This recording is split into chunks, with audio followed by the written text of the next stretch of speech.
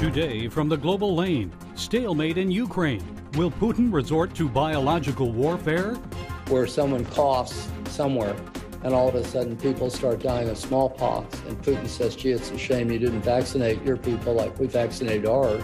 Abortion battles and allegations that the U.S. Supreme Court is racist. The charge of racism because of tough abortion laws is false. Actually, adoption rates in this country are skyrocketing, and particularly, by the way, for black children.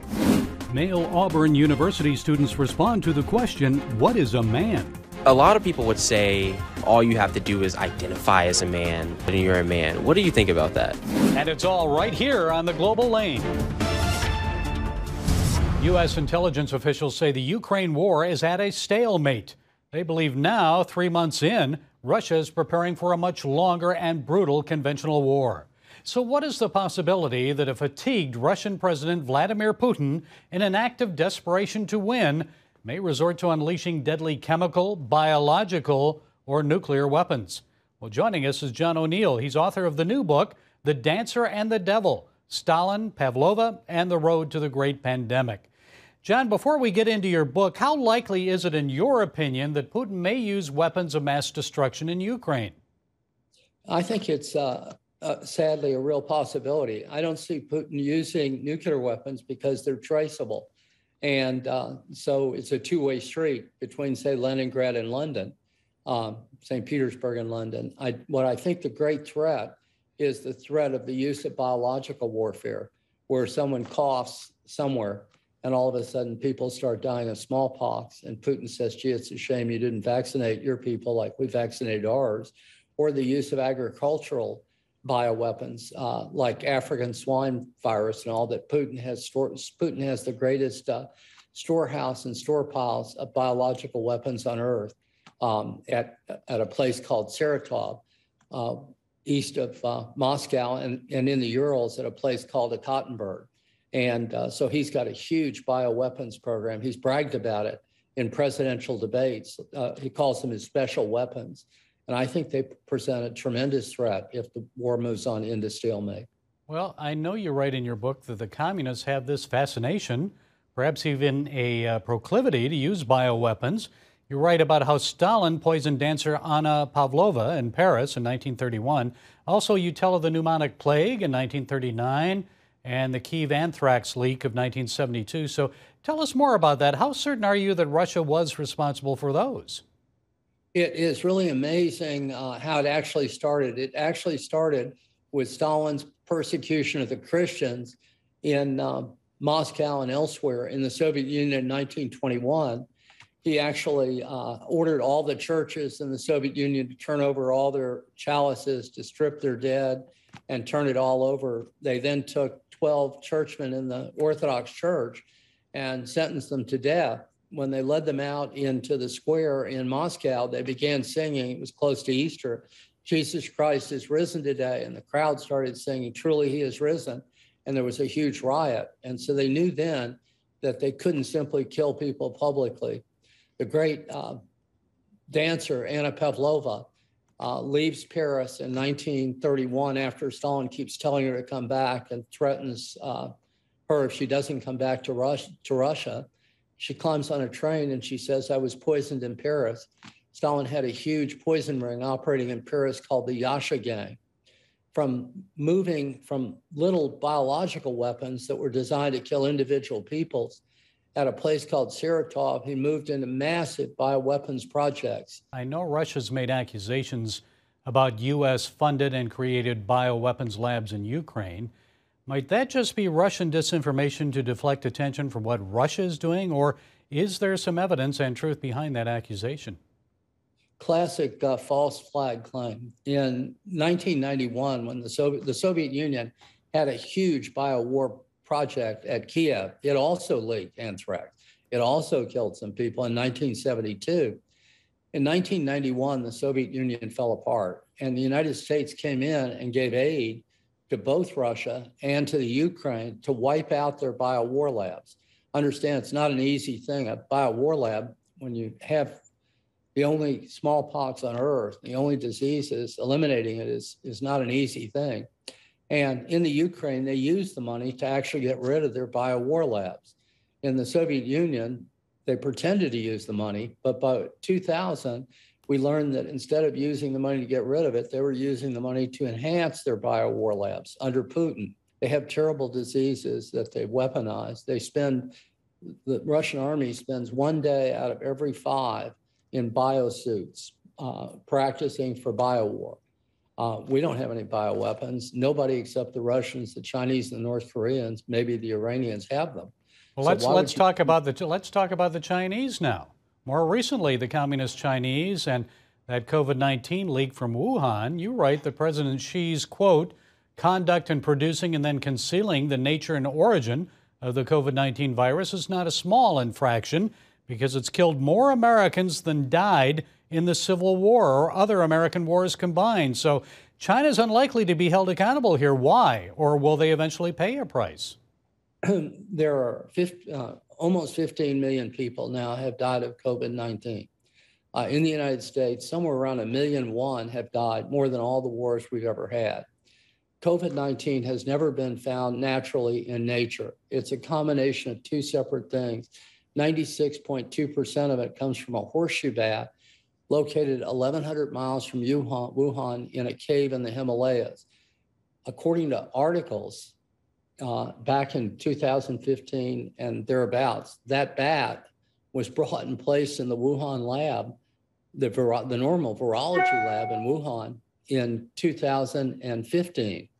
Somebody added 3.2% to that virus to make it incredibly communicable, wildly communicable. They added a hook to it. The combination of the hook and the 96.2 have never been found anywhere naturally in the whole world. When it broke out in Wuhan, the doctor who discovered it was charged with revealing state secrets. He supposedly died of the COVID-19 virus shortly thereafter, even though the COVID-19 virus kills only 1.5% of the people his age. No Dr. Fauci's ever went to Wuhan. Immediately, Wuhan was shut down by the Chinese Biowar Command. That's who moved into Wuhan in 2019. The Chinese lied consistently about where it came from. If we knew the origin of it, we could have saved a lot of people's lives. We could treat it a lot better. The COVID-19 virus is the first man-made virus that man has ever faced. It's mutated over and over and over again. Our vaccines are effective a little bit, but not nearly like the vaccines we're used to for other things. And it's partly because it's a creation we don't, even to this day, wholly understand. We have enough trouble with all the horrible diseases we have. Why on earth would we be creating or preserving other diseases to kill people? And it's a violation of international law. In 1972, all the nations in the world agreed to ban these, but it hasn't happened that way in China, Russia, and North Korea. Okay, and we're likely to have more to come. The book is The Dancer and the Devil, Stalin, Pavlova, and the Road to the Great Pandemic. John O'Neill, fascinating. Thank you so much for being with us. I urge people to read The Dancer and the Devil for the stories also of the wonderful people that these communists have killed off, many of them wonderful Christian people like Wang Yi and others. So thank you much for having me on your show. I enjoyed it very, very much. Thank you, John.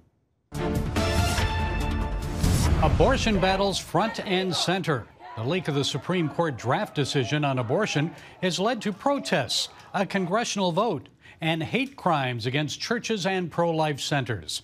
A final court ruling is still maybe a month or more away. So are the events of the past week a harbinger of what may come later this summer? Here with more is Kenny Hsu. He's the president of Color Us United and author of the new book, An Inconvenient Minority: The Attack on Asian American Excellence and the Fight for Meritocracy. Kenny, thank you for being with us. So, contrary to the belief of outraged pro-abortionists, a pro-life ruling from the court wouldn't really end abortion in America. It would send the lawmaking decision to the states and their representatives to decide. So, your thoughts, what do you think's really going on here with this reaction we're seeing? Yeah, all the decision really says is that there is no constitutional right to an abortion, which is true. There is no constitutional right to an abortion. Abortion is never mentioned in the Constitution.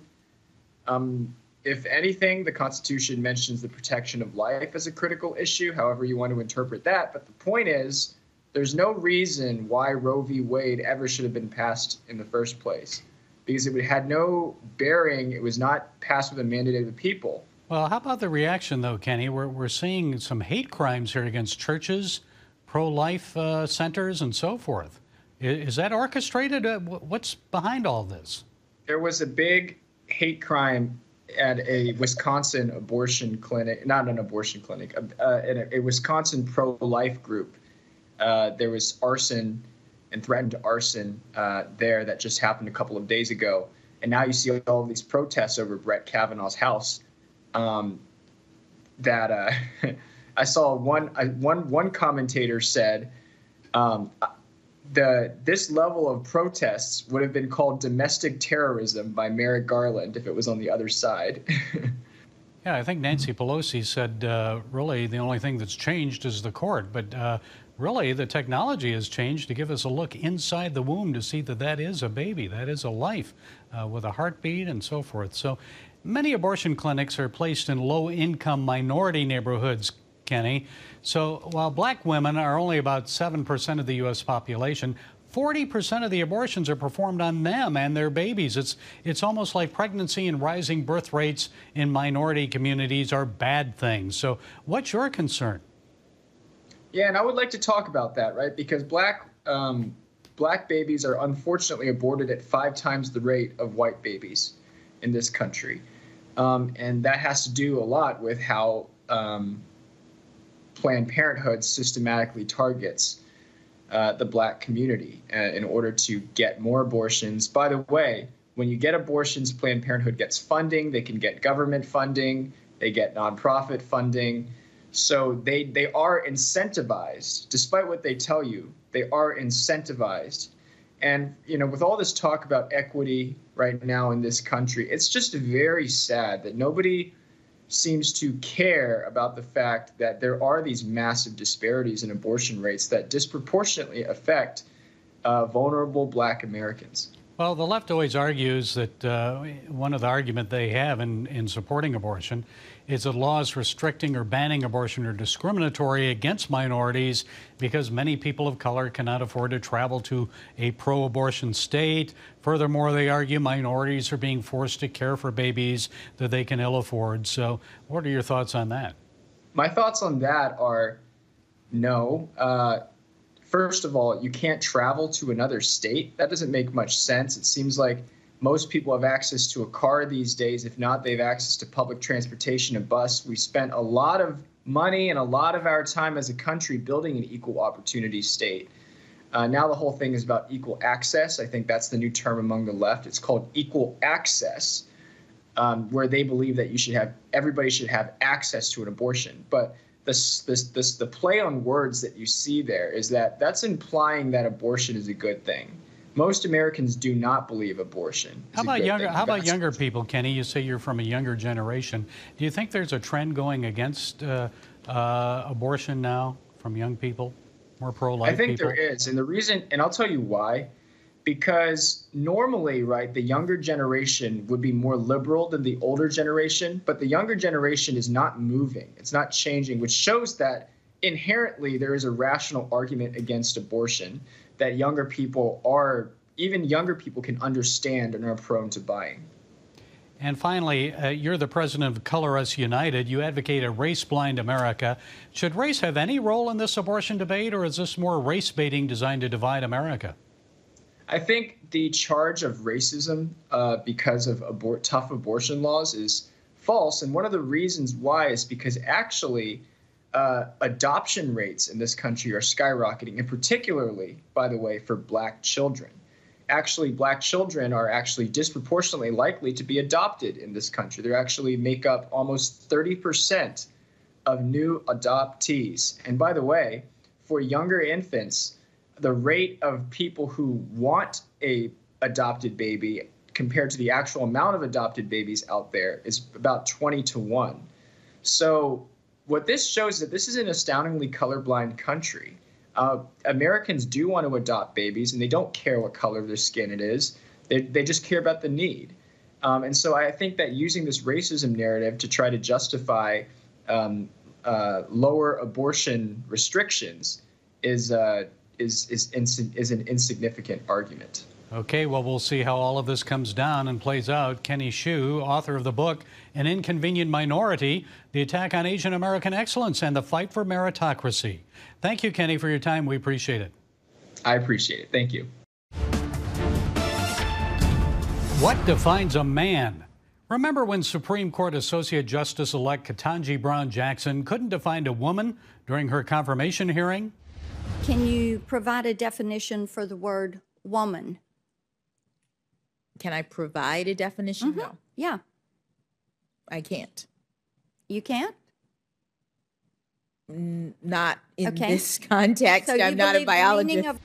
The dictionary defines a woman as an adult female person and a man an adult male person. Unlike Associate Justice-elect Brown Jackson's attempt to define a woman, male students at Auburn University had no difficulties answering what is a man. Here to explain what he found is campus reform correspondent and student at Auburn University, Jaden Hurd. Jaden, thanks so much for being with us. So you did some polling. What did you find? So when I went out at Auburn University on behalf of Campus Reform, a project of Leadership Institute, to ask my fellow male students at Auburn University if they can define what a man is, they all were pretty, very clear, they were very clear out on the matter of citing biology as well as character traits. And nearly all of them agreed that identity alone is not what makes up a man. In other words, how you feel doesn't determine your sex. Okay, Jaden, we're going to take a quick look at a sample of what you found. Someone with an X chromosome and a Y chromosome. A biological male. A biological human male. Courageous, leads the pack, strong, independent, someone you can rely on. An adult human male. I don't know why we're having this conversation. Historically speaking, nobody else had this debate. We've gotten really tolerant of a lot of things that really shouldn't be questionable. We're really progressive, and we've kind of lost our way with traditional moral values. With the decline in Christianity, we see a lot of the decline of these traditional social norms. It says that we live in a fallen world. A lot of people would say all you have to do is identify as a man and you're a man. What do you think about that? Kind of strange. I would say that's false. I'm a Christian, so I would believe that God created us male and female, and that gives us certain differences, biological and social. It shows how we're in decline, that we just reject reality instead of living in the reality that God has given us. Jaden, were you surprised? What was your reaction? I wasn't really surprised by that because my personal experience with men is that they know this whole conversation is silly, but they are honestly too afraid to speak out about it because of the cancel culture and how society is right now.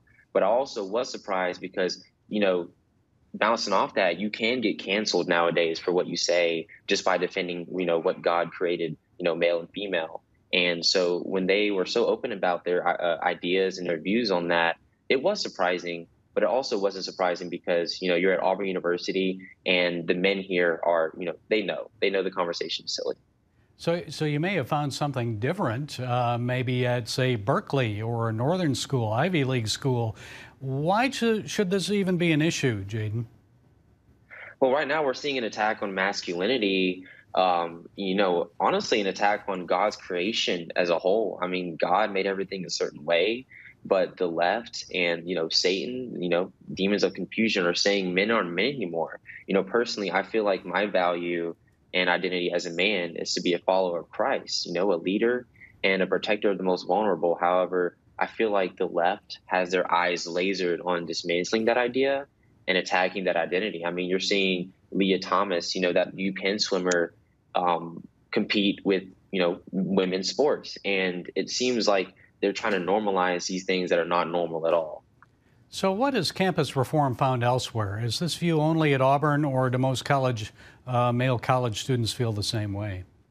Actually, campus reform has done a video on women giving that answer. And most of them actually said, oh, if you identify as whatever you want, then that's what you are. A good example, when I went to, when we had Alexa Schwartza go to Georgia Tech, and she asked about people identifying as a woman. And, they all were like, well, yeah, I mean, if Leah Thomas feels that way, then that's what she is. Obviously, we would disagree. So there is a difference between the views of men, male college students, and women. I would say so as a whole. Yeah, I would say so. Even at Auburn? At Auburn, I'm not too sure. I'm sure it may be a little different. If you were to ask women that question at Auburn, I'm sure you would probably get some conservative answers, a lot more than other universities. But I still think it would be that same way. I feel like they would come from an emotional standpoint, and they would probably appeal to that identity argument. Okay, feelings and science.